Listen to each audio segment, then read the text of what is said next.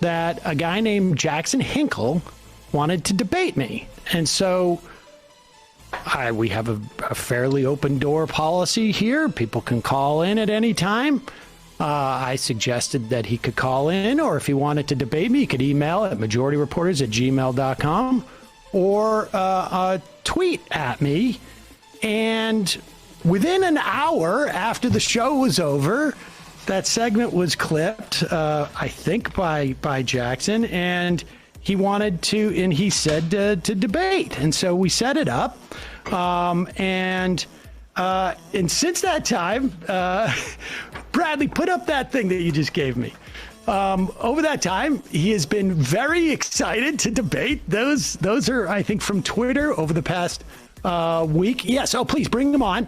So I want to welcome to the program Jackson Hinkle. Do we have him? Yeah. Give me 1 second here. Let me start my camera. Okay. And so, Jackson, thank you for coming on today. I should say also you were very gracious because where can I get him up here on the screen? Do we have him? I've got a weird thing on my stand. Oh, there we go. Okay, so you sent me an email with some dates, and I've got some I'm a little jammed up with my kids in the month of February, so I invited you onto the program. You were very gracious about coming on, and I appreciate that. And you wanted to, and now is it the case, Bradley? You can take that down. I was told that you are a communist, and so I don't know what you got going there. And so I was told that you are a communist, and that you wanted to come on, and you emailed me that you wanted to debate. This is what you wrote: "Would love to focus the discussion around your support for the Squad. I personally believe the Squad and progressives in Congress are sellouts who have abandoned virtually every aspect of progressive principles over the last couple of years. Let me know if you'd be down to discuss this." I had to take a piss. And I was a little surprised. Are you all right? Can you see the... Yeah. The thing just moved, so I got to fix it. Okay, there you go. See the dingleberry. All right. Seek out the dingleberry. So let me just, so that my audience can know who you are. You've got a show called The Dive, right? Yes. Yeah. And are you, and you are a communist, yes? I'm a Marxist-Leninist, anti-imperialist, and American patriot. Okay. All right. And because I have to say, I was a little bit surprised by what you wanted to talk about as a Marxist-Leninist, I guess. But because it seems a little bit focused on electoral politics from my experience with folks who refer to themselves as communists, but if that's what you wanted to do, that's fine with me. So let's just start with the idea of the premise that the Squad and progressives in Congress, fucking talk, presumably dude. the Democrats, right, are sellouts. What do you mean by that? What I mean by that, and why I think they're not progressive, because that's the other big thing here, is I think that there's 3 or 4 major issues I have with them. Number one being that they could have blocked the passage of a large number of must-pass bills, and they chose not to. And if they had chosen to block those, I think they could have, leveraged their power for concessions, policy concessions. The second thing is I think that they have been direct. He is right. And I said that before, that they should have held back. I'm not a commie at all. I am very much I like the term market socialist. I think that's where I lie.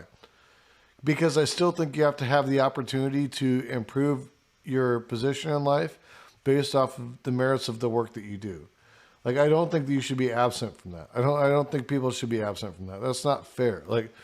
I do think, though, that everybody should have the equal chance to succeed in life, meaning they should have their housing. That's why I agree with decommodified housing up to a certain point. Hey, you get your housing from the government. The government awards you so much money to get a house. and let's say like I work a job and I do really good and I earn extra money on top of that, I should be able to put some of my money into getting a better house or upgrades on my house. You know, that's kind of where I'm at with it, though. Like, I think there has to be a marriage. I'm very much into a blended economy. I think there has to be a marriage of the two. I think college and university, if you want to continue to go to school, you should be able to just go the fuck to school, dude. Like, because you know what that does? It increases job mobility. And when certain industries are dying out, if you can just go back to school real quick, even if a company can give you, what if they didn't have to pay for your continuing education? They just had to give you the time off.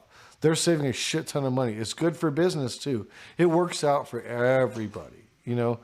Like these are like, we're so short-sighted because we're looking at the small details, you know, and not seeing what the bigger picture can be on the landscape, which is that it will actually save money. Even if you are a corporation, it saves you money. Like you want this. Voting for anti-progressive bills and measures. In some cases, they've even introduced these themselves. They've acted at the behest of the Democratic establishment on multiple occasions, giving their own, you know, campaign funds to corporate Democrats. And the fourth thing, or the third or fourth thing, is basically staying silent and giving Joe Biden support in the face of his pro-war, anti-war. Nobody was giving Joe Biden support. As a matter of fact, they've all expressed their leeriness towards Joe Biden. None of them trust him. They've all been vocal about that. We all know where they stand, but we also understand, rational people, that you got to work with what you got. Like, what the fuck are you going to do? Like, you didn't get Bernie, bro. Like, you got to work with the people that are there. Like, what are you going to do? Not work with them and not get anything fucking done ever at all? Because fuck this, fuck that guy. You have to find things that you can get done in the meantime. I'm not an incrementalist, but I'll take incrementalism over fucking nothing. You know what I'm saying? Like, I want sweeping change. But if all I can get is the incrementalist change, I'm not going to be mad at the people that are trying to get that shit done. Shit, Bernie's done incremental change his whole goddamn life, and it's actually worked out very well for us. It's moved the needle a lot. It's moved the Overton window. It's because of people like him who said, I want sweeping change, but I know how to make the incremental change work as well. You know, you have to be versatile. You have to know, like, how you have to know your audience. You have to know the people you're working with. You have to understand that, like, the world is bigger than your ideals, and you've got to try to appeal to people that completely fucking disagree with you and make them find a reason to work with you. Worker agenda. Okay, so let me ask you this, because I'm trying to get at. I mean, we'll get to those the specific things, but when you say sellout, I mean, this is the part that I'm not that I'm unclear on. What do you think they've gotten from this? Like when you sell out something, right? I mean, you're what are they getting? I think they're getting preferential treatment from the Democratic establishment. I think the Democratic establishment is playing softball politics with them rather than going as hard as they could against the squad. I think the media has treated them relatively favorably ever since they have started to act in line and kind of toe the line of the Democratic establishment. I mean, they've been able to receive donations and connections with George Soros and George Soros's family for not only their campaigns, but associated ventures like the Sunrise Movement. So he's really going into the George Soros thing. So he's anti-Semitic too. He's an anti-Semitic prick. I'm fucking kind of done listening to him. I think he's fucking abhorrent at this point. Let's just spew anti-Semitism and just like fucking, call that our fucking reasoning for hating people of all different races and religious backgrounds that probably didn't receive much money from him because he is very much a capitalist. I think those are just a few of the ways that they have gotten preferential treatment from the Democratic establishment. In what way? Because as far as I can tell, like, for instance, AOC, Katie Porter's not exactly in the squad, but I imagine you include her in this group. They got actually the opposite of preferential treatments when it came to committee positions. Committees are the most important thing in terms of exercising power. They literally censured Ilhan Omar. They attempted to do it almost. I think in some regards they have been attacked, and there is going to be that friction there. But in some ways, Sam, because you're trying to act like there's no ways that they've been treated preferentially. Just tell me. I mean, they were invited to create dialogue with the Biden administration on a whole host of policies and different policy arenas to influence the Biden agenda. Although I don't think they've really done that, with the exception of maybe climate. So, Red Bung, who do you side with here? Do you side with Sam Seder or do you side with Jackson Hinkle? Because you're clearly not a commie, but you're clearly not a progressive Democrat either. Yeah, remember how Al Collins' School of Graphic Design worked out? Or like University of Phoenix? You know how they all got fucking sued through the ass because their degrees weren't shit and didn't prepare people for the real world? Oh, damn, I do. You remember how all their student loans got forgiven because they're fucking con artists? Trump University, con artists. Public schools teach you to be a commie. I love it. Madeline, what are you doing tonight, man? How you doing? You got some panels coming up? I still want to get back on. I want to talk more about that, our Christmas movie grid. I know it's way late. We should do a Christmas in July one and go back and revisit it. That'd be fucking funny as shit. Death Priest. The cocks fear the trucks.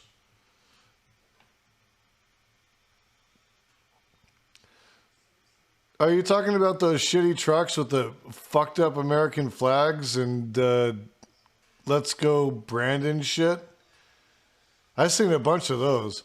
You know, it always makes me think, I'm like, you pussy ass motherfuckers, like, why can't you just say, fuck Joe Biden? I'm a leftist. I say it all the fucking time. Fuck Joe Biden. What, you can't say that? You're too scared to say fuck Joe Biden? You gotta say, let's go Brandon. I can't say fuck Joe Biden. I gotta say let's go Brandon. I'm extra special. I got the special sticker on my truck. Climate change. They've also, Ilhan Omar, for example, she was made whip of the Congressional Progressive Caucus. We also have Ilhan Omar introducing bills that have already passed the House, thanks in part to Nancy Pelosi's support. So there's a lot of ways in which they have received preferential treatment. But what I want to get at is what they supported. Let me just, let's just have a dialogue here. You say they get preferential treatment. I'm trying to figure out what it is that they're sold out for. Like, what did they get paid in? And you said preferential treatment from the establishment. I listed things where they got the opposite, but you're telling me that Ilhan Omar is named the whip of the Congressional Progressive Caucus, and they had the opportunity to negotiate with the Biden administration. That's the preferential treatment they got over other members of Congress? Well, the de facto position for progressives would be for the Democratic establishment to roast them at the stake every single opportunity they get, because they're there to directly, supposedly, challenge the Democratic establishment, replace them with people who align with, whatever the squad is the Justice Democrats were supposed to be. So, yes, that is the goal here. And it would make sense that the Democratic establishment should be trying to go as hard as they can against them at every single chance they get. And they haven't done that. They've given them preferential treatment to what you would expect from a group of individuals who are supposed to be unseating them. So you're saying that the Biden administration actually conceded on all of those things as opposed to, I don't know what you mean by roasting. I don't think they conceded. And I don't want to focus too long on this because this isn't the crux of the argument. The crux of the argument, what I emailed you, was about your support for the squad when I think that they are not progressive, okay? But yes, the Biden administration... But listen, we're just going back and forth here. All right, you've made your assessment that they're getting preferential treatment because they're not being roasted by the establishment. Okay, globally, you could say that the squad is not progressive. Globally. Like if you're talking purely about leftist ideology, not just a social ideology, because leftists, you got to remember, like, not all leftists have like a progressive social ideology. And so I there's a strange confluence happening here where it's like we try to identify leftist ideology with also progressive sociological values, and those don't always pair up, right?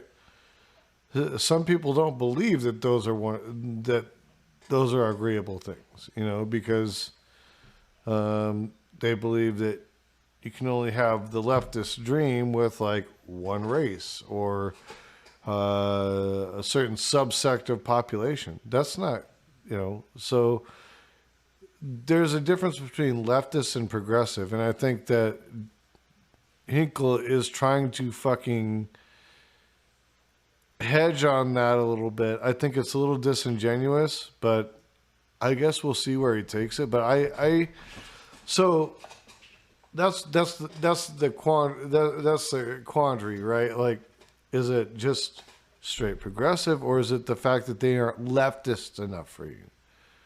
And I think that's what needs to be separated here. And that's what Seder should ask him right now. Like, are they not progressive enough for you, or are they not leftist enough for you? And then you're saying that they're getting money from George Soros? Yes. In the form of giving it to the Sunrise Movement? No, Ilhan Omar received direct contributions. How much from George Soros?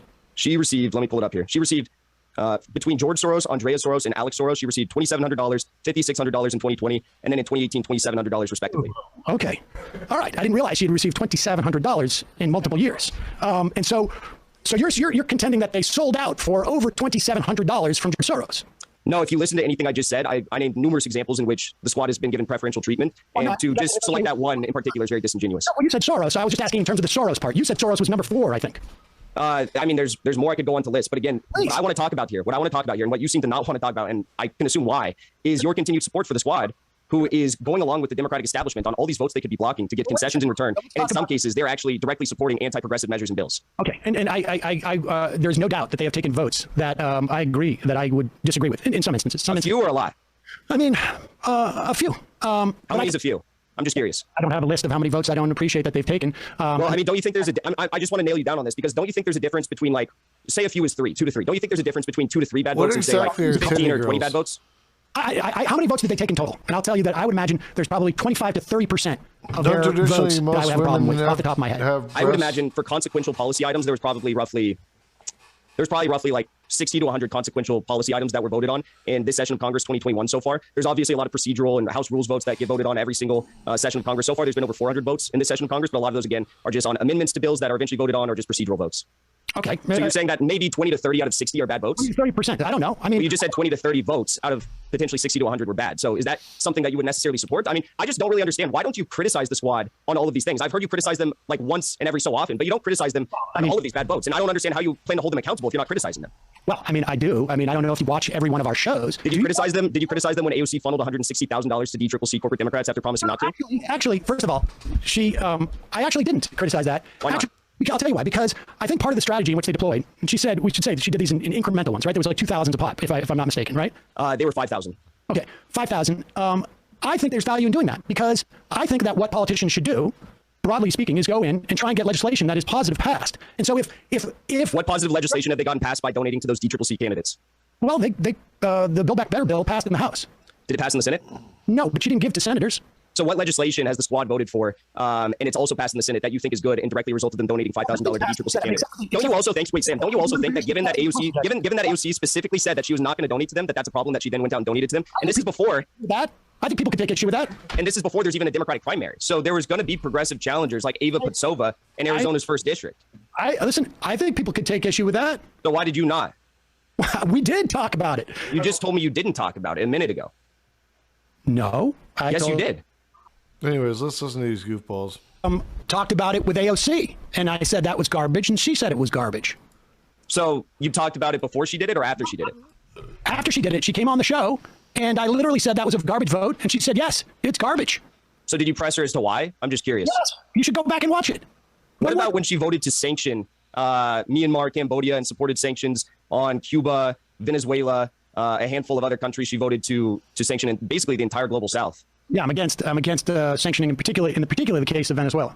Okay. What about when she refused to speak out against Biden's airstrikes in Syria, Afghanistan, Somalia, or Iraq, many of which killed civilians? I don't remember if I said anything about AOC not. You didn't. I was watching your show at the time. I actually watch a lot of your show, but usually to criticize you. What about when she voted to increase the Capitol Police and security budget to $1.9 billion increase? Issue with her specifically, but I said that vote was wrong. So okay, Sam, there's one more thing I want to say here, because this kind of ties the whole argument together. There's a difference between saying that this vote is wrong and saying that not only is this vote wrong, but they could have leveraged the power that they had on these votes, because in the case of the Capitol Police and Security bill, they could have actually blocked the passage of that bill to get concessions in return. So why are you not saying that? Because you've actually gone out on the record previously, and you have said... Jackson, let's have a debate here, okay? You're listing off every single time I haven't criticized AOC over the past... Well, the question is why? Childish. Well, I've made it quite clear. I don't care. You don't care about what? Let me ask you this. You don't care about what? No. What don't you care about? What don't you care about? The increase in the Capitol Police, I don't think is that relevant. Why don't you think it's relevant? There was a leak yesterday from Capitol Police that shows that Capitol Police has intelligence units across the country that are creating dossiers on Congress people and their staffers. You don't care about that? I think that's a problem. That came out yesterday. Yes. The increase in the Capitol Police after they were overrun, you know what? I just don't think it's that big of a deal. What I think is a much bigger deal in my mind was the opportunity to raise millions of children out of poverty, which they're not going to be able to do, but because, like you say... Because they let it lapse. No, they didn't let it lapse. The child tax credit, they let that lapse. And they could have potentially blocked that from lapsing had they leveraged their vote. What are you talking about? I'm talking about a number of votes. They didn't have enough votes because there were Republicans that were going to vote with centrist Democrats. There was only like 3 or 4. There's only a 3 or 4 vote difference in the fucking House, you guys. Like, stop acting like they've got this huge majority. They don't. And even the Progressive Caucus is not that fucking big. There are corporate Republicans and centrist Republicans that will cross the line to vote for shit like that just to shut those motherfuckers down. Stop playing, dude. Who the fuck are you playing with right now, dude? Are you guys fucking dumb? Like, is he fucking stupid? Does he not know how this shit works? Is he fucking dumb? Because he sounds stupid to me.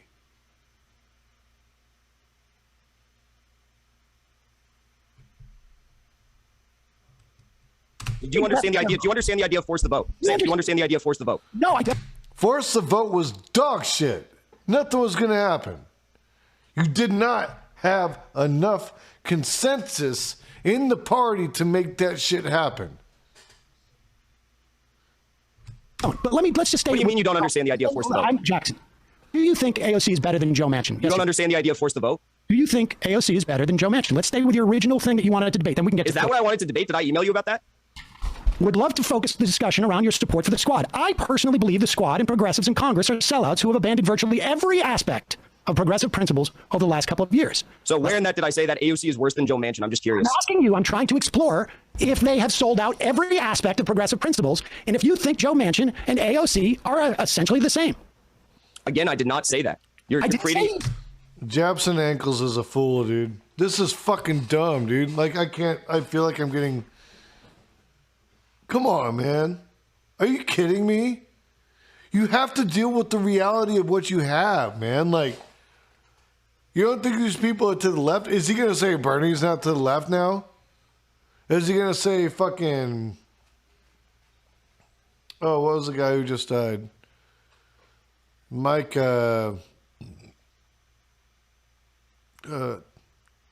was from Alaska. Mike something. Very progressive. Was fighting for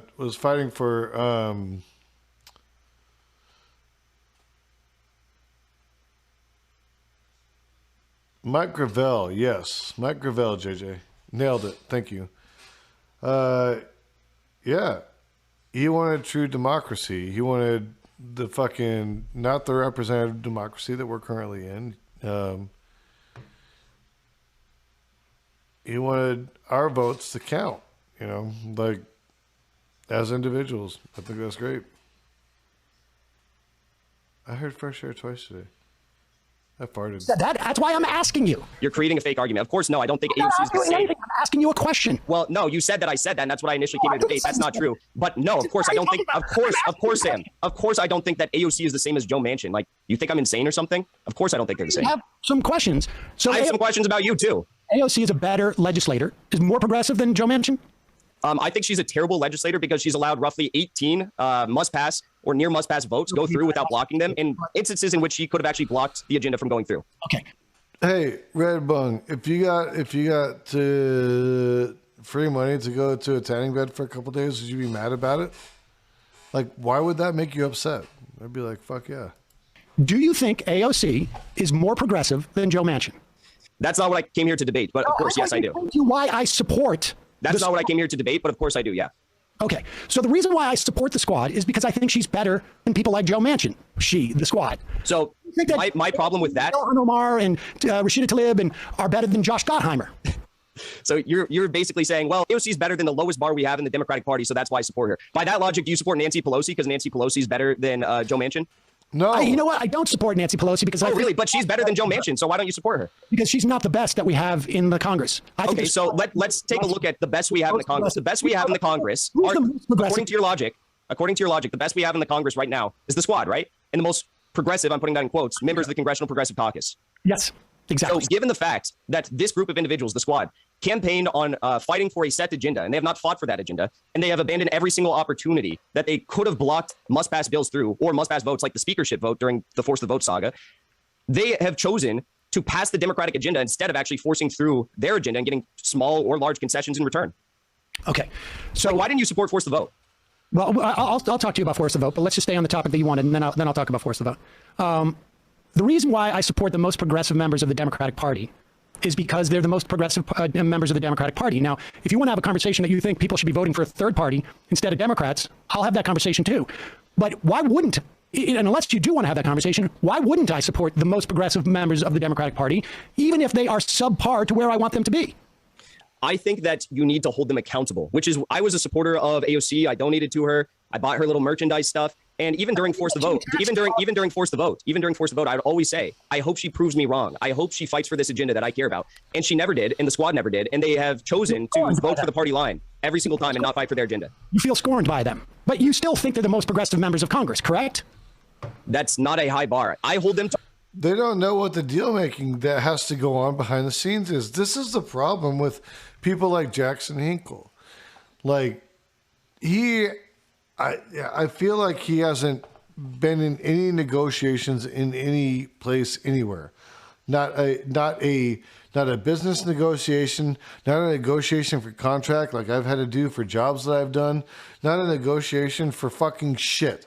Like, I don't think he understands that being in Congress is a series of deal making, and you don't get everything you fucking want. You, as a matter of fact, as a junior fucking congresswoman and fucking in the House, you're not getting shit. You don't got clout till you've been there for fucking 30 years, man. Like, come on. Who are you fucking kidding? You're not moving anybody. You may look good in front of the screen and, you know, on Twitter and all this shit. But that's why. It's not her fault. Think about it. This is stupid. Sam, listen. Don't interrupt. I was about to answer your question and you interrupted me. I was about to answer your question and you interrupted me. Okay. I hold them. Sen says, Jason, you're assuming Jackson is arguing in good faith. He just doesn't want people voting for AOC because it makes it harder for him to push his agenda. Yep. To the bar that they ran on while, you know, campaigning for Congress. That bar is saying stuff like, I'm going to fight for Medicare for all. We can't wait 100 more years. We need to fight for it right now. Saying stuff like, I don't care if I'm a one-term congressperson. AOC said this. I don't care if I'm a one-term congressperson. I'm going to fight for my agenda or essentially go down trying. That's what I hold them to. Okay. Why don't you? I mean, I have issues with votes that they have taken at times. They are the most progressive members of the Democratic Party. And until there's more progressive, people who are more progressive than them, they're the best we have. I don't get attached to politicians like you seem to have felt like you're scorned by them in some way. And I just don't care. I don't think politicians have principles. I think they go in and they get the best that they can do. Sometimes I think that they make mistakes because they're not smart. Sometimes I think some of them are just completely sold out. I think there's a lot of sellouts in Congress. In fact, Ilhan Omar was on the program last week, and she specifically said there's a lot of people who came in progressive who are corporatists now. And I don't know who exactly she meant. I have some ideas. I suspect Nancy Pelosi was one of them. And so I don't get attached in the way you do. So your notion of my support for them, I didn't donate to AOC. I didn't get as attached to them as you did. I take them. They are politicians. I look for the most progressive politicians who are in a position to either win or to implement policy. And yes, they have largely failed. Joe Biden has failed. The Senate has failed. The Senate leadership has failed. I think Pelosi failed. I think it was a mistake for them to vote for the bipartisan infrastructure bill. The Progressive Caucus has failed. In fact, I think that one of the things that I am hoping, and to the extent that I can pressure, there's only so much pressure I can bring to bear on politicians. But one of the things I'm hoping that they do is that they actually implement some voting requirements, some litmus tests to be a Progressive Caucus member. I think that's a great idea. But Sam, first of all, you just said a lot there. That idea? You know who brought up that idea on this program? I have brought up that that idea up on this program. I brought it up on my program as well. I know you've said that up on this program. You said it during your first Force the Vote video. Actually, you said that maybe it's time that we tell members of the CPC that they should have to support a vote on Medicare for all on the House floor if they want to be a part of it. I think that's a great idea. I just wish you would continue holding them accountable like you did then. Anyways, but you said that I'm too. How did I hold them accountable then? Sam, I just let you talk for so long. How did I hold them accountable then? You want to go into this, Jackson? What do you think is going on here? You held them accountable back then by going out on your program and saying stuff like honestly, stuff like is influencing them. We could push House progressive members to leverage their votes. It is worth it right now, tweeting at some of the top progressives, people who are supported by the Justice Democrats and the squad. The more of a stink we make, the easier it is for progressives to leverage it because they can simply say, look, I have my own pressures. So I think it's a good idea to do this, to force this vote. Yeah.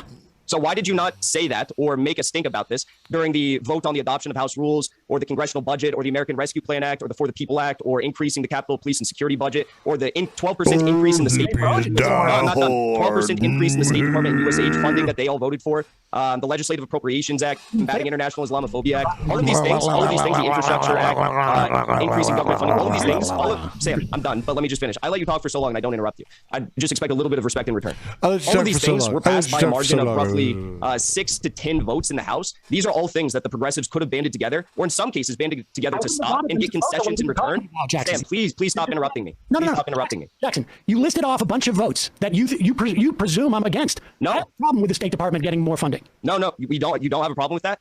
With the State Department getting funding? No. A 12% increase. I mean, a 12% increase, 11% increase, a 13% increase. You don't have a problem with the State Department, who is leading coups across this world, who is launching hybrid warfare through the National Endowment for Democracy in countries all across this world, like Venezuela, like you just mentioned, that you said you had a problem with warmongering and sanctions on Venezuela. You don't have a problem with a 12% increase to the State Department when they could be getting concessions for progressive policies in return? What concession? Any concession. Do you know how closely that State Department vote passed? When I think do you even know the vote? Marx, no. It was 217 to 212. AOC, Tlaib, and Bush voted no. Presley, Omar, Bowman, Jayapal, Khanna, Lee, and Porter voted yes. So I had 3 more progressives who voted yes, voted no. They would have been able to defeat the measure temporarily, or forever, because I don't support an increase in the State Department, unlike you. They could have blocked it temporarily and gotten concessions in return. Increased on the State Department budget.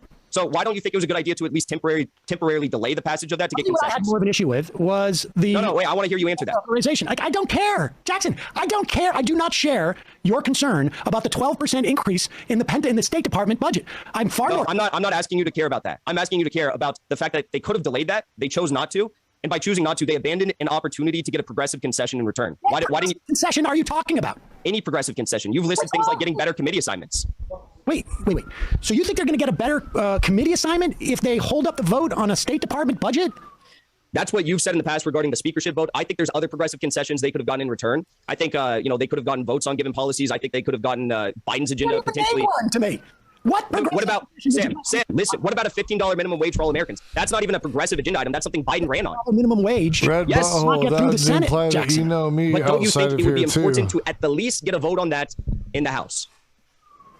I mean, I suppose. I think everybody has said they're for it. It's not going anywhere. So why don't you support the squad delaying these bills, all the ones I just listed, that passed by a small margin of votes, smaller than the squad themselves? These things are not terribly relevant in the final analysis. I mean, one of the problems with, let's say, force the vote, and you want to talk about that, and you've quoted me from a video in which I initially talked about force the vote. Do we have that video? Play that video. Play a clip of that video, and I'm gonna tell you what exactly what happened with force. You need to look at the video to remember what you said.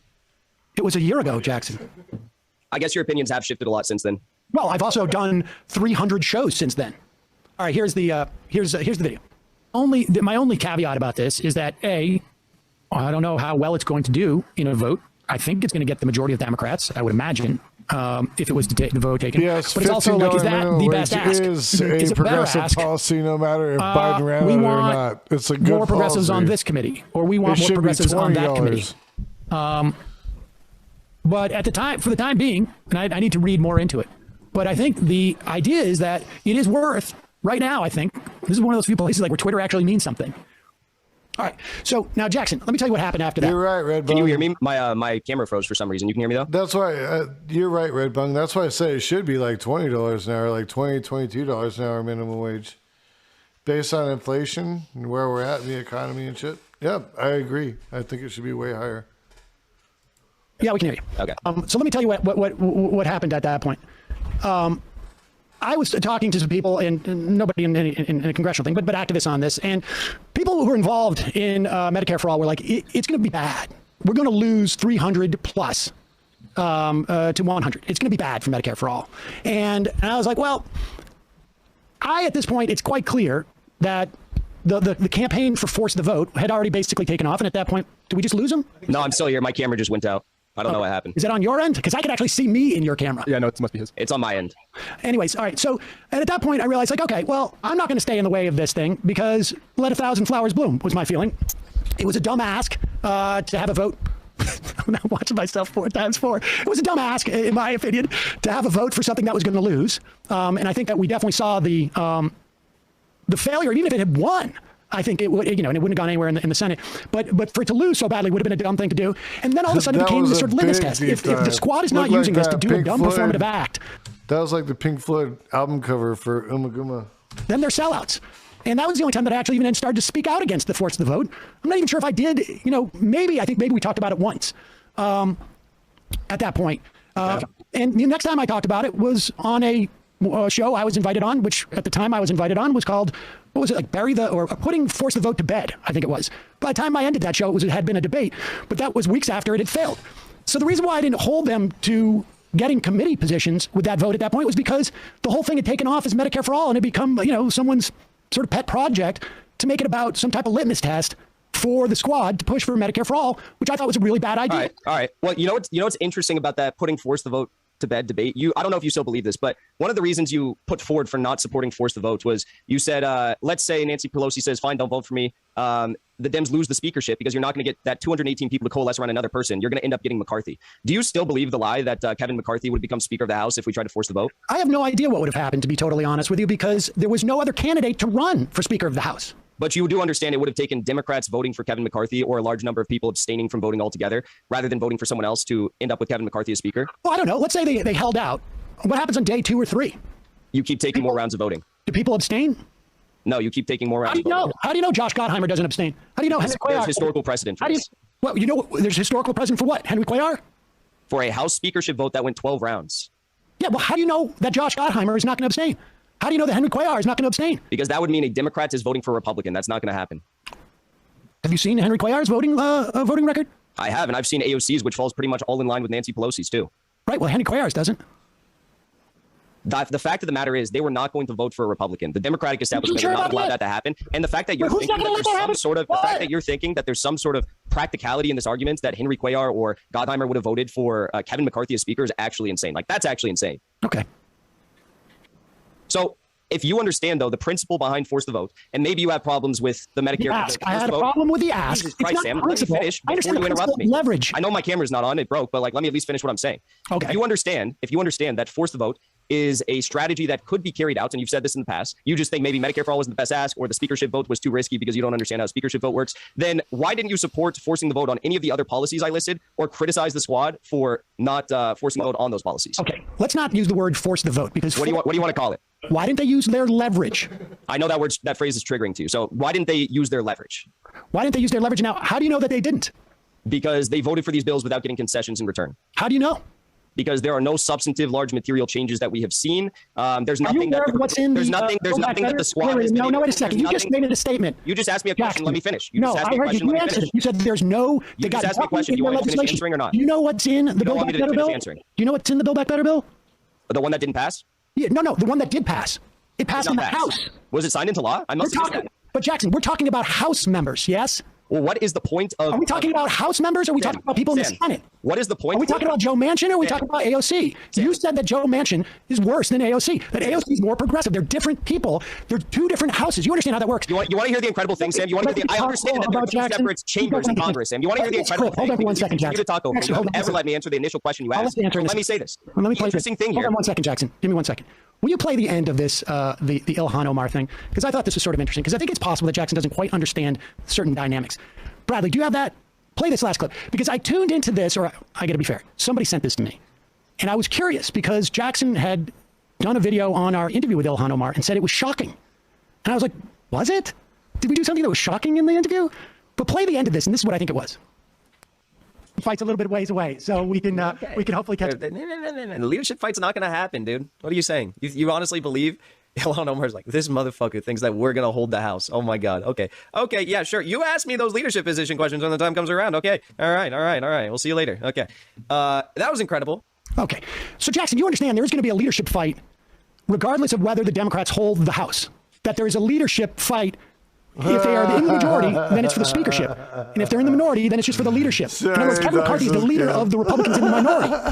You understand how this works, right? So first of all, I do want to address the fact that you just completely changed the subject when you were getting pressed. But yes, no, I didn't change the subject. You don't think, like, you expect 6 members of the squad to change the votes in the Senate, and it doesn't work that way. When did I ever say that, Sam? Well, because you said, what concessions did they get? And I said they passed the Build Back Better bill, which you didn't seem to understand in the House. And they did pass it in the House. And then you said, but wasn't signed into legislation? And I said, that's because it got stopped in the Senate. Okay, and 6 members of the House cannot control it. I'm trying to be really, really respectful right now, but you continue to talk over me and interrupt me. Let me go. Let me go. When you talk about speakership votes, that's implied. This is called meta conversation, and it's a detraction from the actual subject matter. No, what Jackson Hinkle is doing here is a total deflection. Like, he's not going to fucking discuss the fact that, yes, 6 members of the House cannot control what happens in the Senate. And that's what I've been saying all along. You have to figure out a way to fucking make deals. That's how it works. And you try to make deals to lean shit to the most progressive avenue that you possibly can. But you can't always get it 100% of the time. So what do? Yes, you can be somebody who is not an incrementalist, and you want sweeping change, but if you can't get the sweeping change, are you going to take no change at all? Fuck no. You take that incremental change, because you take that inch, then you get that mile, motherfucker. Like, that's how it works. Take the inch and then squeeze in and get the fucking mile. That's how you make change in our government, in our systems, and the way shit fucking works. You know? Yeah, every once in a while we'll get the big sweeping change. But until then, look at what Bernie did. He took the inch to get the mile. Take the inch, get the mile. It takes a little bit. Don't be fucking dumb. Is that there's going to be a Democratic majority. I spoke about leadership votes. Second of all, play it again. He didn't hear it. Second of all, play it again. Hold on, I'm going to mute you if you play it again. I'm trying to talk about. It's my show, ding dong. Play it again. I'm going to go off and say what I'm going to say about what I've been trying to get out for 5 minutes now. But you can do it again. But you just misspoke. You said I said speakership and I said leadership. So let's play it again. Do you think that even if the end of that conversation, was about leadership, and it was, do you think that's not going to happen, dude? What are you saying? You honestly believe Ilhan Omar's like, this motherfucker thinks that we're going to hold the House? Oh my God. Okay. I didn't say that. Yeah, sure. You asked me those leadership position questions when the time comes around. Okay. All right. Okay. So Jackson, continue. You have to unmute yourself, Jackson. Is he still muted? He may not come back. I'll ask him to unmute a few more times. It might be the complex setup he's got going on there. He's got a pretty crazy setup going on. All I do is see myself twice. Did he go away? All right, well, Jackson, if you want to come back, you can come back. If not, we can say goodbye. Beautiful. Or we can keep him on if we want. I'll just keep him in this side. Oh, am I still on his screen? Still on his screen? Yeah, you are. Okay. Do number, what's this one?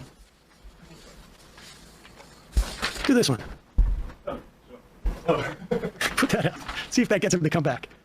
This is a thing. Sometimes I think Jackson's maybe not as necessarily as truthful. He says, lies my parents told me when I was little. This is just from I guess it's from a year ago. Santa is real. The tooth fairy leaves money under your pillow. The United States military is fighting wars to defend our country. And then his dad responded, this is the only way that I knew him before this whole thing. I'm Santa. You never complained when you got the gifts. Yes, we were such assholes sneaking you money under your pillow. Never once did your mother and I tell you the military is fighting wars to defend our country. That's a bold-faced lie on your part. Did Jackson leave? Yeah. That's too bad. Because I wanted to ask him about that, because as a parent... That just means his parents are dope as fuck. I want to know if there's actually tension between them, or if that was funny, because I feel like I would do that to my kids at one point. I couldn't be mad. Let's take a break, and we'll come back and wrap up the show. Maybe Emma's just come back in so we can do this show. I don't think he wants to come back. No, I think that. Well, I mean, I think we'll put it down to the technical confusion that he had going on there. Yeah. Maybe it was difficult to unmute. But yeah, I think we got all the points covered. I think so. We didn't get to the squad is the spear point of fascism in the United States, but maybe Do you want to give him that opportunity to say that? We should allow him to play that. Yeah. Do we have the squad is the fascism? It's not just that they're worse, that they're better than Manchin, but they're also the vanguard of fascism in this country. So this is the thing I think was like a little bit disingenuous. I feel like there's a little bit of Mott and Bailey, if people want to look that up, debating term, where you take a stronger position in one time, then a more defensible position when you're being called on it. But here's a little bit on the squad. Are Democrats the new fascists with their COVID concentration camps? I think that, as I've said before, and I literally got, it went semi-viral on Twitter when I said it, but I stand by it 100%. I said that fascism in the United States will come from progressive, like, woke circles, like the squad, for example. I truly believe this is just further proof of that, you know? This is just further proof of that. So, yeah, I think, yeah. So it's not just that they didn't leverage their vote to get progressive concessions when there was a 12% increase in the State Department budget. It's that they're the vanguard of fascism in this country. I mean, my concern is that if we did force a vote, and then all those squad members did vote for Medicare for All. Jesus fucking Christ. This dude has lost his goddamn mind, dude. Listen, bro. I understand people are upset they had to compromise. Nobody wants them to have to compromise. But this kind of this is conspiracy theory shit on the left, dude. Like, this is insane, man. These people have lost their fucking mind, dude. Are you fucking serious? You don't think they want movement happening on the left? You don't think they want progressive change? Are you fucking shitting me? Look at their history, motherfucker. You fucking clown, dude.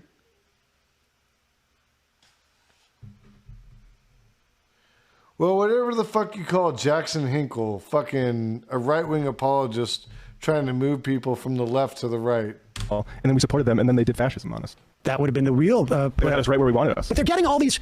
Here's the amazing thing. On one hand, they're getting this preferential treatment where they're allowed to negotiate with Biden, but on the other hand, they're not leveraging their votes. Yeah. Now, presumably, they would leverage their votes to get negotiations with Biden. Yeah, well, they get the opportunity to be ignored by Joe Biden. But I don't understand how you're supposed to leverage to get something, and that's different than getting preferential treatment from them. I don't understand why he thought muting himself would help. He's coming back. Oh. Emma's back. Oh, I'm back. Yeah, sorry, back. Oh, my mic was off? Why did he think muting himself would mute you? No, I muted him because he was talking over the clip. Oh. And he wasn't able to unmute himself. Gotcha. Oh, you muted him. I thought he unmuted. I thought he muted over his clip. Does he have the link? He could come back in. Yeah. Yeah, I mean, he's welcome to, if he can get it. Maybe he can get his camera set up again too. We can go around too. He's got the link. It's there for him if he wants it. I told him we have an hour. He can come back on if he wants to. I think he might just rather complain about it, but we'll see. He's already got the put up those videos again. The where's that thing of all the stuff, all the memes he's put on Twitter. Should I come back? Yes, if he wants to rejoin, I don't want to be here in case, I don't know. Yeah, I don't think he's. I don't want him to feel ganged up on because he clearly has a lot of opinions about I'm looking at the chat. His fans are very upset. So I think Jackson he can come back. I want to say, Yeah. He's got the Zoom link, He right? clearly had some technical difficulties, so if he that. wants to come back for round two, I think that's the best thing for everybody, just to clear up some of these questions. he can fix his camera. He can sort it all out. We can People follow some saying of this that, stuff. let's see. Let's read some of our IMs, shall we? World-class illustrator. I can't believe he scheduled an hour for this garbage. Well, I made he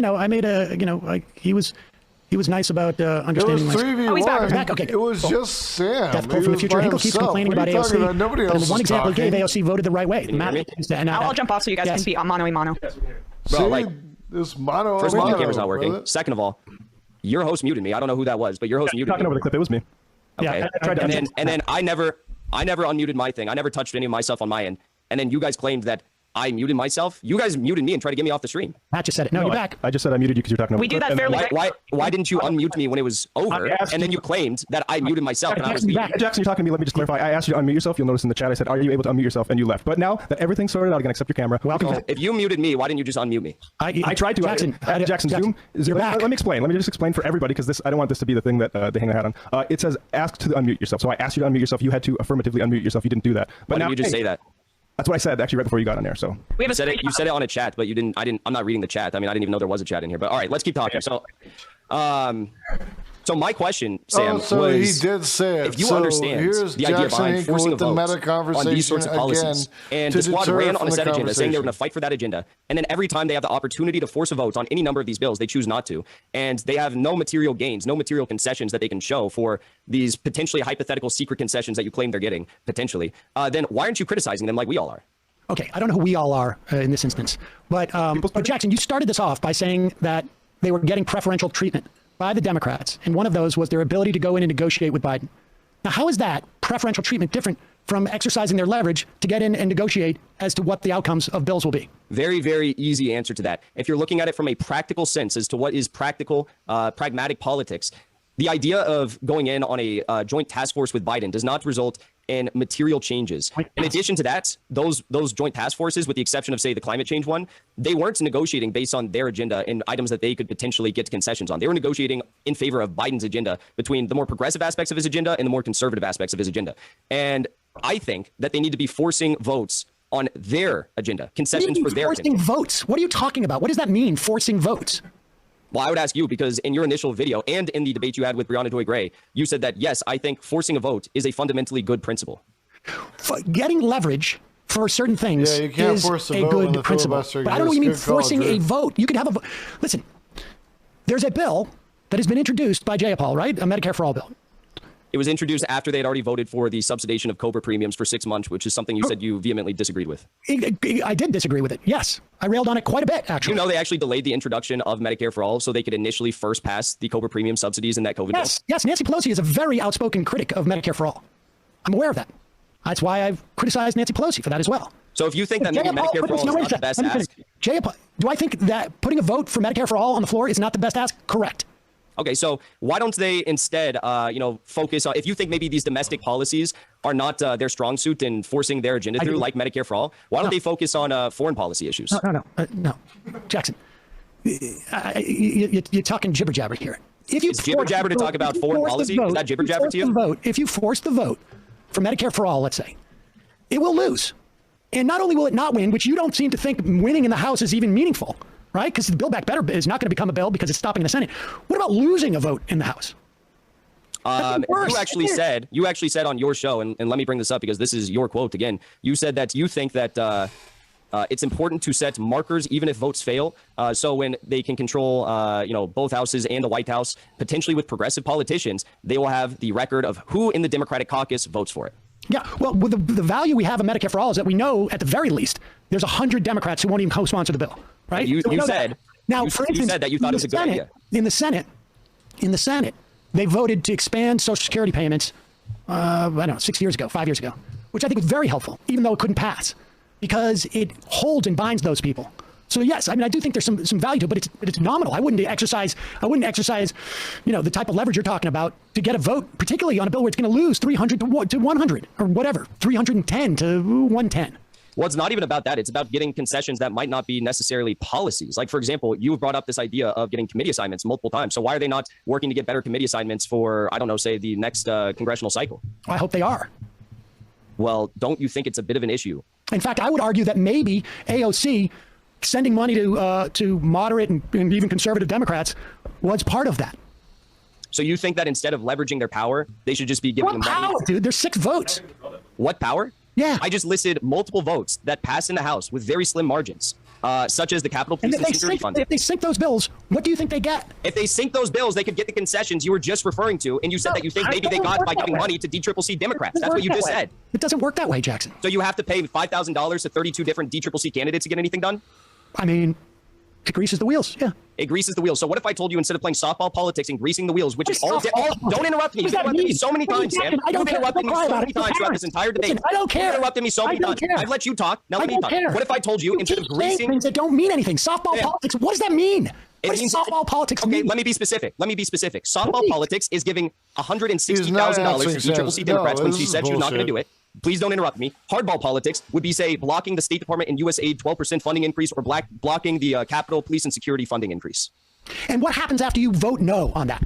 You vote no on it, and you block the bill from passing. And because these are things that the Democratic establishment really wants passed, you get concessions to vote for those policies. That's hardball politics. What are you talking about? What vote for what policies? Votes for no, I said getting concessions. And when I say voting for policies, retaliate against her? What kind no, of I'm saying getting concessions to vote for the policies that they voted for without any concessions, like the increase in Capitol Police security funding.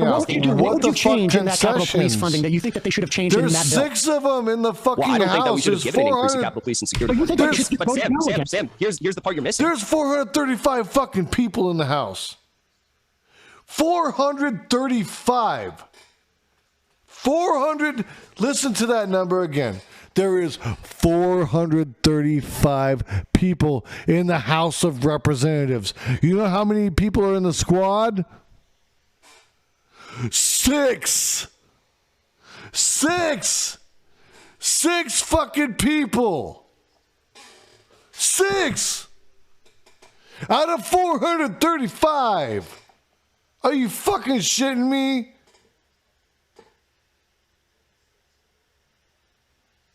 You don't understand that you have to make deals?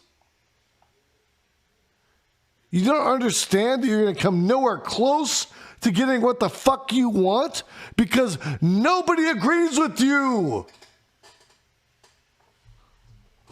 You're in the minority. National Bolshevist. What are you talking about? It wouldn't matter if they got rid of AOC. She's spectacular.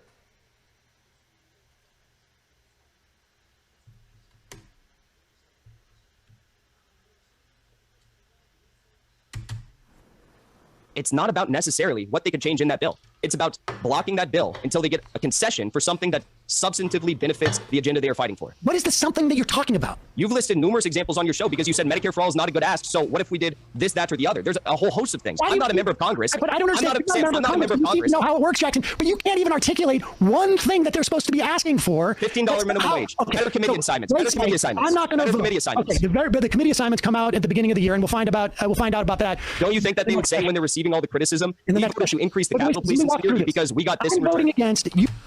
That doesn't count, Sen. She's a brilliant woman. Physical attraction aside. You want my vote, Nancy Pelosi, for the State Department increase by 12%. And I'm going to withhold that vote unless we have a vote on Medicare for all and the 100 people who are against it vote for it. And you said that was a good idea at the time. No, Jackson, I'm asking you. Do you still not believe it's a good idea? Because at the time you said it was a good idea. I very quickly said it wasn't a good idea. So very quickly after that video. So you said that it was a good idea. You said then very quickly I changed my mind and I thought it was a bad idea. Now you cited your reasoning for this because you said you thought it was a part of a Jimmy Dore effort to hate on the squad. That's what you said. I've seen it multiple times. But the question is, you still support the fundamental strategy of forcing the vote, right? What are you talking about? Force a vote? No, I do not sell. The idea of forcing a vote on something is stupid. Yeah, the problem was with force a vote. You made all of us vote. Shut up. I'm debating Sam. So you don't think that progressives? You don't think that progressives? I want you to apologize. You don't think progressives should leverage their power? To say that. I think progressives should leverage their power. Yes. Okay, so that's called forcing the vote. No, it's not. You just said 1 minute ago that I don't want to use the phrase force the vote. I want to use the phrase leverage their power. You guys made that. How are those different? Oh my God. Because it's what you use your leverage for, Jackson. Okay. Look, I don't want to get into it. It's how you exert that leverage, Sam. So the substance doesn't matter? I don't know. The substance of what strategy you employ to leverage your power. That's what matters. You think that instead of leveraging their power, they should donate $160,000 to DCCC Democrats. Okay. I think contributing money to people gets them to vote your way. I think there are different things that you can do to build a coalition, also, to pass legislation. Hold on. To be a part of the Democratic Party, to be a member of Congress and caucus with Democrats in Congress, there are requirements, and you do have to funnel money back into the Democratic Congressional Campaign Committee. This isn't something that is by choice, motherfuckers. Like, You have to do that shit. You don't get a choice in that. It's not a matter of like, I'm choosing to fucking give these people this money. No, you have to guarantee a percentage of the money that you raise will go to them. Are you fucking kidding me? This fucking moron doesn't know that? He's a political commentator. He's been doing this shit longer than me. He doesn't fucking know that? He's either playing stupid or he is stupid. To materially benefit people. And what happens when I you have don't that know collision? if What happens when you have that collision? I don't know if you would have gotten those corporatists who wanted the SALT reductions and et cetera, to vote for Build Back Better or to sign off on a provision to, let's say, have expanded childcare or whatever it is, had they not built those bridges. Maybe, maybe not. We don't know for sure. We're not privy to those conversations. You can say, I don't think it's a good strategy to, and I can tell you this, the reason why Steny Hoyer is the whip of the caucus, of the Democratic It's AOC all day till the day I die. caucus, is because Steny Hoyer gets all this corporate money that he doles out. He doesn't have to do much fundraising for himself. We're not talking about around the country. He goes around the country and he builds support for things by donating money to different congressional candidates. And so is there value for the number one fundraiser, who happens to be a progressive, to wield that same type of power? My answer is yes, definitively. So I point to you exactly. That's very interesting. Where that power pays that's off. very interesting. No, I cannot. That's very interesting because earlier on in this debate, you quite literally said I had a problem. Everyone heard the debate, Jackson. It'll be on video. You don't have to You keep said I had a problem. You don't want to talk about this. You said I had a problem with AOC donating $160,000 to DCCC Democrats when she said that she wasn't going to. So my question is, you just said a moment ago. I had that problem, Jackson. You just said a moment ago. You just said a moment ago that the squad. I had the problem. Whatever. You just said a moment ago that You can look at the video, Jackson. Whatever. Yeah, I would love to. You just said a moment ago that there is the potential for factions to form in Congress, and those factions can leverage their power. Did you not? I don't know if I said that, but I agree with that statement. Okay, so if you think that that is possible, and if the explicit goal of the Justice Democrats was to do just that, and if the reality of this session of Congress is they could have blocked certain votes that were, in my opinion, bad. Maybe in your opinion, I don't know what you think about those votes, but they could have blocked those votes to get concessions in return. They haven't done that. Don't you think that that is a failure of their strategy? So dirty. In general, no. I think that if they got no, because you're not giving me a specific instance, and I don't. There are votes that they may be for or against. I don't know. So Sam, I actually respect you more. I actually respect you more after this debate than I initially did coming into the debate, because you said on multiple occasions, like when I brought up the sanctions, He's gearing up. when I brought up the sanctions, when I brought up other issues that I had disagreements with them on, with the exception of the State Department and Capitol Police funding, you actually said that those were bad things, that you disagreed with what they did, and in some cases, but not all, you criticized them. But what you still fail to recognize is that the explicit strategy that the Justice Democrats ran on, which was to create those factions and essentially be a thorn in the side of the Democratic establishment, kind of in a way. The Democrats said explicitly that our job to be a thorn. You're interrupting me as many times as you said Jimmy Dore during the Breonna Joy Gray debate. I was done. So they were to be a thorn in the side of the Democratic establishment, and they have not done that. That's a trick question, JJ. Dr. Jill Biden and Justin Trudeau are the same person. On being a thorn in the side of the Democratic establishment is literally for children. Or the People's Party. Go win some races. Like I want material benefits for people. And if that means that they stroke the Democratic establishment or they are thorn in it, I don't care about that. That's for children. That's It's not for children. It's not for children. I don't care about the establishment. Mommy, daddy, this. Who cares? By not being a thorn in the side of the establishment, they actually hurt themselves. Because by donating, yes, they did. By donating to the DCCC candidates who were going to be challenged by progressive primary candidates, they have essentially ruled out the odds of those progressive primary candidates challenging the DCCC candidates in this next election cycle. Candidates? What? Which progressive candidates were running against those? Ava Patsova is the one that comes to mind. Arizona's first district. She was going to run against one of these DCCC candidates. Who was the candidate that AOC gave to that Ava Petrova was going to run against? What's that? Sorry, I didn't hear you. Joe Biden. Who was the candidate that AOC gave money to that Ava Petrova was going to run against? And what was Petrova's chance of winning?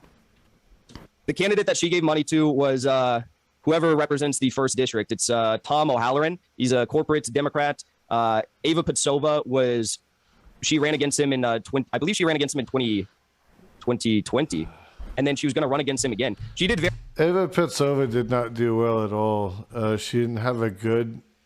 I was here in Arizona working on campaigns. It was a mess, dude.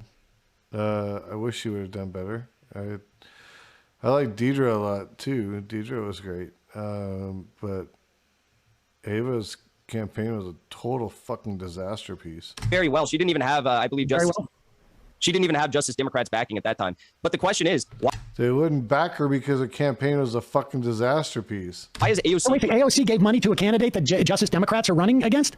No, I said that I don't think she was actually endorsed by Justice Democrats in that race, but there was the potential for her to be endorsed by them in the next race. She wrote an article in The Intercept. I suggest you read it. It's really interesting. But Sam, the question is not about the odds or the likelihood. No one thought AOC was going to beat Joe Crowley. She had no backing. She had no odds of winning, and she still won. Now imagine if there was that apparatus of AOC and the progressives behind Ava Patsova, who is a convincing candidate, who is respected by many of these progressive institutions, who did write an incredible article in The Intercept about this. Don't you think that there are some more Ava Patsovas? She dictates how her campaign runs. Her campaign and how her campaign runs dictates what people view how she's going to be as a politician.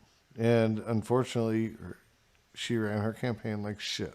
Out there who could have challenged DCCC corporate candidates that the AOC donated to before primary even took place. I mean, it's possible. It's possible. And that's called softball politics or greasing the wheels, as you put it. And that's why I think it's a failed strategy, because they are actually hurting themselves, their broader movement of establishing a larger faction. Now, do you still think that they're the vanguard of fascism in this country? Because if they are actually to help themselves, their strategy, that would be sort of problematic if you think they're fascists, right? I'm not talking about helping themselves. I'm talking about fighting for the agenda that they campaigned on and utilizing the strategy that they said that they were going to carry out via the Justice Democrats faction in Congress, which according to that, little discussion we just had about the DCCC donations, they're not doing that. They're choosing to grease the wheels, so to speak. Well, I think they're probably doing both. If they were doing both, don't you think that they would have blocked any number of those policies? No. Why? I mean, I don't know what any number of those policies you're talking about, but you're conflating. Last time I tried to list those policies, you said, Jackson, stop listing policies. You're conflating electoral strategy with legislative strategy. Let's just take three in particular. The speakership vote, the Department of State and USAID 12% funding increase, and the Capitol Police vote. Let's just take those three. Those are three examples in which they could have leveraged power. They could have, or they could have just voted against it. Or they could have just voted against it. Yeah, I mean, there's more that I have here. I have 18 listed. And each one, so for instance, for the speakership, they may have felt like, well, okay, we can not vote, but ultimately we're going to have to. I mean, you just said yourself, the precedent was that they take 12 votes and that they end up going to land on Pelosi. So if Pelosi knows that, if you're right, and there's no other option as to who's going to be speaker, then what? Well, what if I told you that there potentially could have been other options? You could vote for anyone. They could have voted for Barbara Lee if they wanted to. I mean, John Boehner served Speaker 2011 to 2015. He got more, Republicans elected since any year since 1928, and he had popular support until the Tea Party came along and they forced him out. He had to retire before he even did another speakership election because he knew he was going to lose. So why could the squad not have done something like that? Who was the other candidate? Barbara Lee didn't want to run. Anyone could have run. It doesn't matter. Anyone could have run. They didn't. Why didn't they? That was the problem. Nobody else ran. I don't know, but they didn't. There was no other person to vote for. So after 12 votes in your scenario, yes, Nancy Pelosi knows she's going to get elected. No, because Sam, if you don't think that at a time when 75% of Americans wanted Nancy Pelosi to step down as speaker, she has record low approval rating, that people are not going to coalesce around a movement to get a new speaker, then you're delusional, because that is what would have happened. And even if Sam, this was the idea behind Force the Vote. Even if it eventually, after 13, 15, 18 rounds, ended up with Nancy Pelosi as Speaker of the House, they still would have been able to get concessions because of the spectacle they would have drawn by delaying an already unpopular politician's, rise to the speakership position. So there was a movement afoot in the country. I would have loved to see Shahid Buttar beat Nancy Pelosi. That would have been a fucking dream come true. I think Shahid's an awesome cat, dude. I really want to see him pull one out, man. Hopefully he gets in there. Hopefully he can beat her at some point. I mean, they run every fucking, 2 years? Come on, Shahid. Let's do this shit. Get her the fuck out. Presumably by Democrats, to get a different Speaker of the House other than Nancy Pelosi. That's what you're telling me. And the spectacle, I'm saying that you inspire change. The spectacle created would have magically gotten them the ability to get whatever they want. Like the spectacle almost of forcing the Republicans to filibuster a Voting Rights Act. I'm talking about the spectacle of Representative Jeanette Rankin starting a House floor vote on women's suffrage in 1918. And because of the mass public appeal that was drawn after the introduction of that vote in the House floor debate, it started. Within 1 year, we achieved women's suffrage in this country. That's what I'm talking about. I see. It would have been like women's suffrage to get what? It's the strategy. It's not the fact that you have a major... it was just a coincidence that it was about women getting the right to vote. It had nothing to do with the success of that.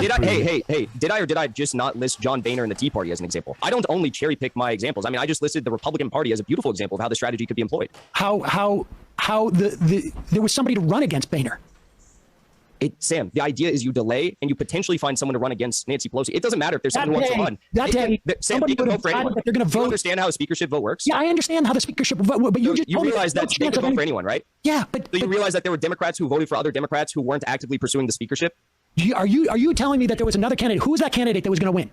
Do you understand that there were Democrats who voted for? With this. Do you understand that there were Democrats who voted for other Democrats? Nancy Pelosi gets the speakership. Damn. But she knows she's going to get the speakership, but that's still going to force a vote because it happened with suffragette, with women's right to vote. So why did some, if you have to have a declared speakership, campaign, Jackson, why did some Democrats vote for other? Why did some Democrats? Why did some Democrats vote for other Democrats who weren't actively pursuing the speakership? If that's the case, they can. Oh, okay. So that's super interesting because you were saying that they couldn't employ the strategy because there was no one who was actively pursuing. So these 6 people would have voted for somebody else. You know that there was someone who even voted for, I believe, Tammy Duckworth, who's not even in the House. How did she win? Okay, they could. Of course, they could vote for somebody else. Okay. Interesting. Because a minute ago you just said, well, no one else was all the pursuing concessions they wanted. You were just saying no one else was pursuing the speakership. Oh, Jesus Christ! All right. I mean, I don't know what to tell you. I mean, you want to keep litigating this force the vote a year later. It was a failed strategy. It's not a year later, Sam. There again, I listed 18 different times throughout just 2021 in which they could have, as you put it, leveraged their power on given votes by blocking the passage of them. That's force the vote in a nutshell. And you're saying that force the vote was just during the speakership vote. I don't know what to tell you. I mean, this is honestly like arguing. I don't know what to tell you. You accused me earlier of being the guy who gets too attached to politicians. You are the one who gets too attached to politicians and refuses to criticize them where it matters most. Sure, you'll occasionally talk poorly when they make an abhorrent vote, but you will not criticize them on their overall strategy, which is pursuing a greasing of the wheels rather than playing hardball politics and leveraging their power. I just don't make the assessment of their power like you do. It's not making an assessment. It's looking at how closely these votes pass and knowing that they had enough people to block their passage. Well, in some instances, maybe they didn't want to block their passage. I mean, I don't know what to tell you. And what's the point of the Justice Democrats if they are not going to? And it's not necessarily about blocking. You know what they're doing. In some they're cases. more What progressive. is the point about the Justice Democrats if they're not doing what they set out to do? They're the most progressive members of Congress. Is that the bar you want to set them to? That's the bar you want to judge them upon. Yeah. I think that's. I mean, what about when the squad was not in Congress? Did you actively support Nancy Pelosi because she was one of the most progressive in Congress? I supported Bernie Sanders. What about the House? I'm talking about the House. We're talking about the House. I mean, I didn't perceive Nancy Pelosi as the most progressive member. At one point, I thought she was the best. When Donald Trump came to office, I figured she might be the best person to be in the leadership while they're in the minority.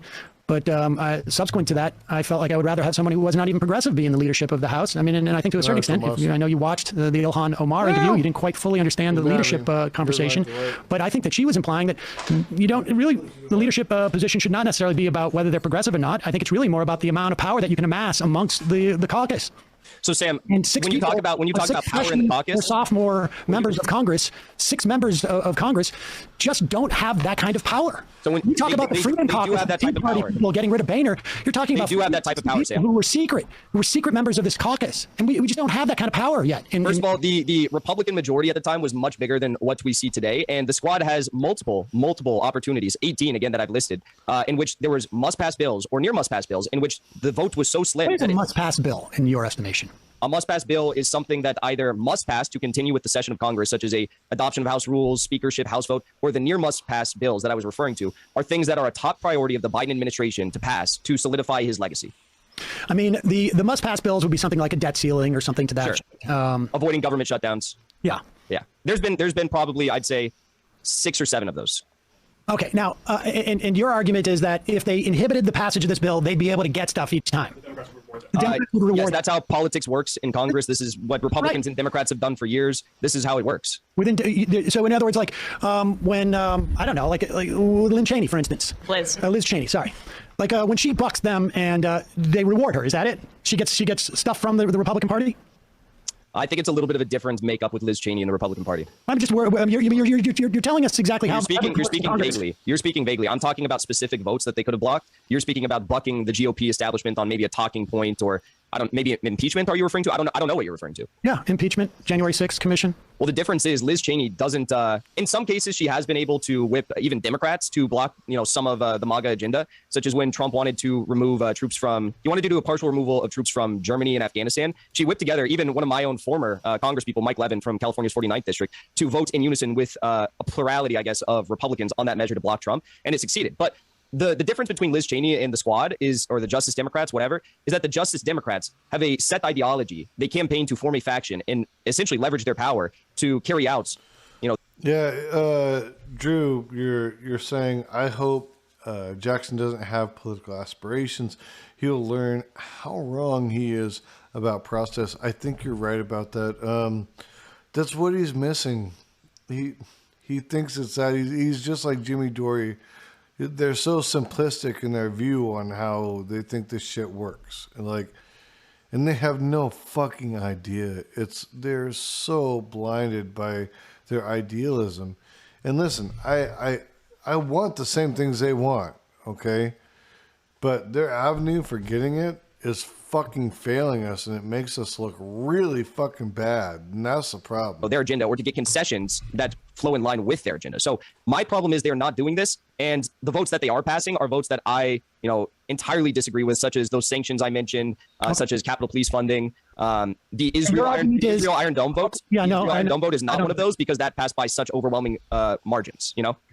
And you wanted to debate me on this because you want me to have the same agenda that you have. No, I want you to hold the squad to what they said they were going to do and what they said they were going to fight for. I am curious, what is your preferred method of holding? I could see that, Sen.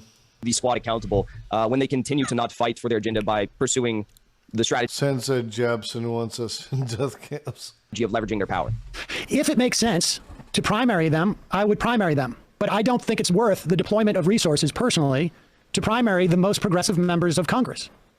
Okay, so at what point do you maybe begin to think that instead of continuing to operate within the confines of the Democratic Party and primarying more people and ending up with the same results, this is something else? What we should have had a debate about, Jackson, and I was trying to get to, because really, if you think that the progressive Democrats in Congress are the vanguard of fascism, if you think that they are worthless, then you think the entire Democratic Party is worthless, and what you're really coming on to argue is that we should be supporting a third party.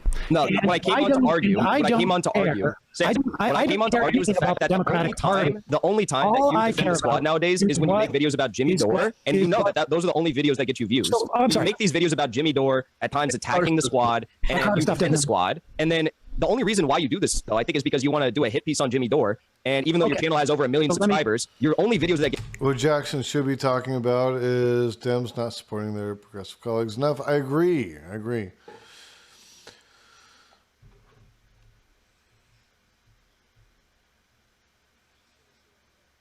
You wouldn't debate me, lol. You know how many debates? I'm sure I've been looking for. Get views are ones about Jimmy Dore and when you defend the squad and so on and so forth. You seem very invested in YouTube, dude. In other words, you wanted to come on and debate about. Sam holds a major stake in YouTube, as do the Young Turks. That's why I am invested. Well, I don't get views. I mean, so I don't know why you say I have a stake. You get a lot of views. I just said though, you get a lot of views on the videos in which you go after Jimmy Dore for criticizing the squad. Well, we should probably do more Jimmy Dore videos. Jimmy Dore is a piece of shit. But that aside, is that what you want to come on to debate? That you don't like the idea that I'm doing Jimmy Dore videos? Sam, I don't know how many times I have to say what I came on to debate. You refuse to actually hold the squad accountable. And you said maybe at one point, I am going to support primarying them, but I don't think that's the best, way to leverage our power and resources. But I guess I would just pose the question because, I don't support primarying the squad. I don't support primarying Democrats right now because I think that... Why? Because I think that the Justice Democrats are a failed strategy and they're choosing to play party politics and pass the DNC's agenda. Also, you just think that we should vote for third party candidates? I think that there's other avenues we need to look into, but what I think we all need to come what are those other avenues? Why? This is important about this conversation. Sam, what I think we all need to come into agreement upon is that the Justice Democrats, their strategy has failed, and the squad is now towing the line of the DNC. That's something that you still refuse to acknowledge or address or even attempt to hold them accountable upon. I disagree. You've already stated that you consider them more progressive than the Gottheimers and the Mansions of the party.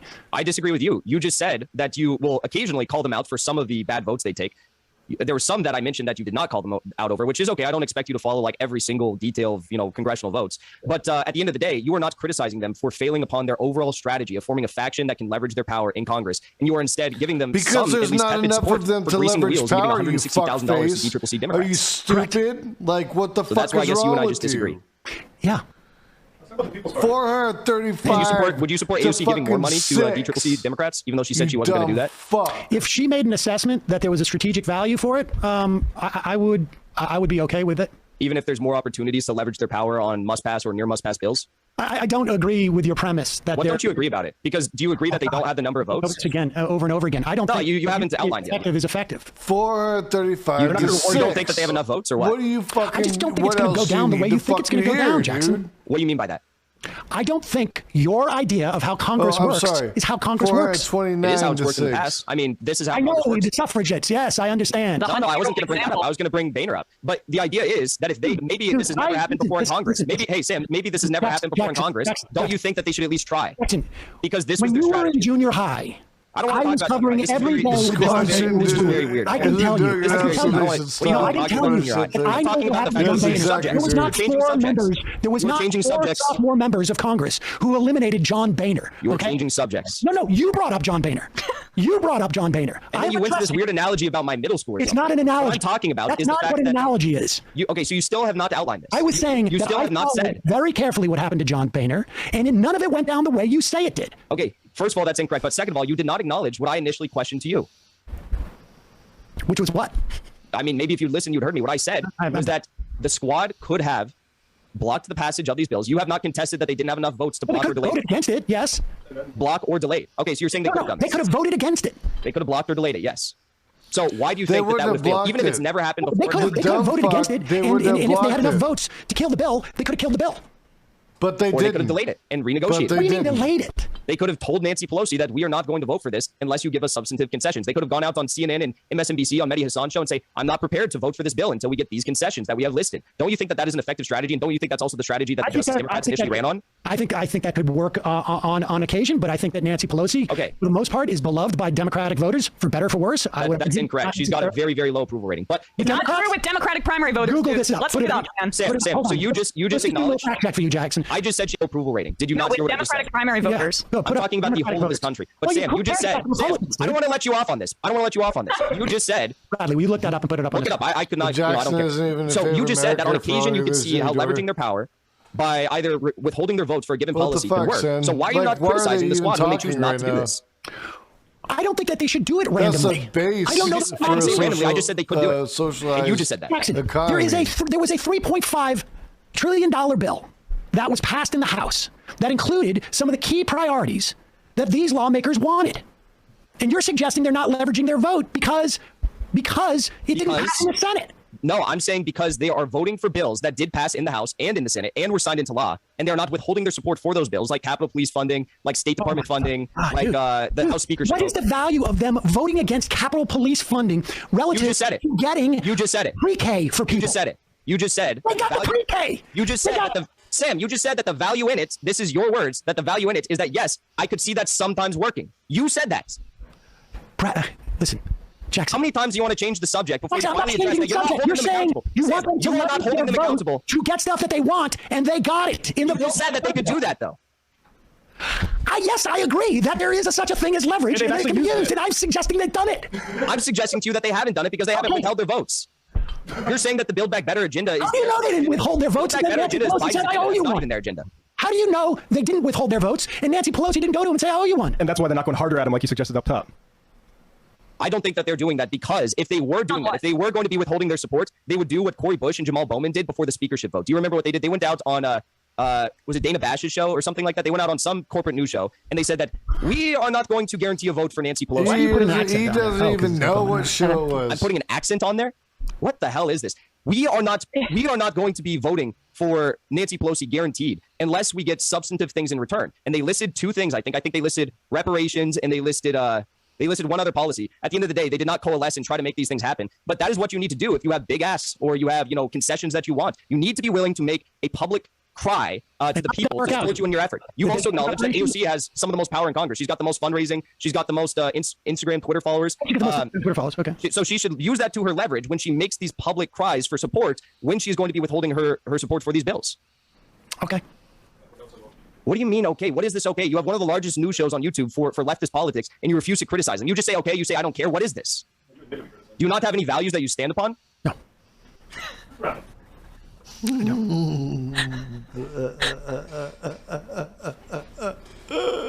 done? Sam is great. Let's be done. 75% Democrats support Nancy Pelosi. I'll have a lot of value in the primary. I'm not terribly happy about that. Maybe we can hear more about the People's Party next. But to be fair, that was 2 days ago, so that could have changed. That's pretty much straight. Maybe once I hear about forcing the vote, it'll dip.